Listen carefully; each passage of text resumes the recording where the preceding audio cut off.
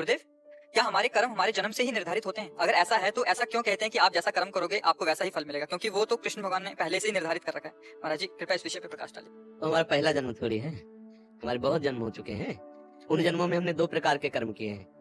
एक कहते हैं कुकर्म, अधर्म युक्त, पाप प्रवृत्ति, और एक कहते हैं सत्कर्म, पुण्य, भगवत भाव, आराधना। दोनों प्रकार के कर्मों का परिणाम अलग अलग होता है। दुख, विपत्ति, संकट, नरक, शरीर में भयानक रोग, दंड, ये पाप कर्म, कुप्रवृत्ति, अधर्म आचरण से होता है।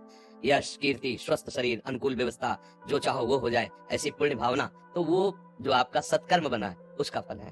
अब ढेर सारे सत्कर्म जमा है और ढेर सारे दुष्कर्म जमा है हमारे गोदाम में, कर्म जिसे संचित कर्म कहते हैं शास्त्रीय भाषा में, उससे निकाला गया और दोनों कर्म को मिश्रित करके इसकी रचना कर दी गई और उन्हीं कर्म के अनुसार उसको उसी जगह पैदा किया गया। जैसा कर्म का हिसाब, मान लो निकृष्ट कर्म पापाचरण अधिक है, थोड़े पुण्य है, तो मनुष्य तो बना दिया गया, लेकिन ऐसा बना दिया गया घृणित स्वभाव, गंदी आदत, बहुत नीच कर्मों में रत, न कहीं सत्संग है, न कहीं स्वाध्याय है, न ब्रह्मचर्य है, न साधना है, बस वो खाओ पियो लूटो मारो हिंसा व्यभिचार, ऐसा वो भी तो मनुष्य है।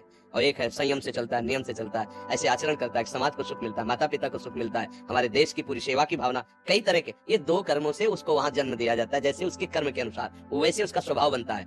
अब इस परंपरा को हमें मिटाना है, ना हमें सुकृत ना हमें दुष्कृत, हमें अंतिम जन्म बनाना है अपना, कि अब हमारा अगला जन्म ही न हो, ऐसा हमें करना है। हमारे भाग्य में जो लिखा उसे हमें बदलना है। नहीं तो भाग्य में नहीं लिखा है मोक्ष, भाग्य में भगवान का दर्शन नहीं लिखा है, बस शुभ अशुभ कर्म, दुख सुख की प्राप्ति और फिर नए शुभ अशुभ कर्म, फिर नया जन्म, ऐसे ही होता आ रहा है बहुत काल से। अब सत्संग मिला है, अब हम अपने को संभाले। भगवान का नाम शुभ अशुभ कर्मों में नहीं है, ये दिव्य है। नाम ये कर्म नहीं है, न शुभ न अशुभ, ये दिव्य है। अगर नाम जप करोगे अंदर ही अंदर खूब जो गुरुदेव ने दिया है और दूसरों की सेवा की भावना रखोगे तो निश्चित तुम्हारे दोनों कर्म नष्ट हो जाएंगे, पाप कर्म और पुण्य कर्म। पाप कर्म है लोहे की जंजीर, पुण्य कर्म है सोने की जंजीर, लेकिन बंधते तो दोनों में ही है, दुख तो दोनों में ही है ना। अब जैसे कोई अरबों खरबों रुपया, तो उसको देखो बेचैन है, उसको और चाहिए, वो इतना भयभीत है कि अकेले निकल नहीं सकता है, उन्हें नींद नहीं आती है, नींद के लिए गोलियां चाहिए, भोजन नहीं पचता उसको, भोजन के लिए औषधि चाहिए। कितनी परेशानी।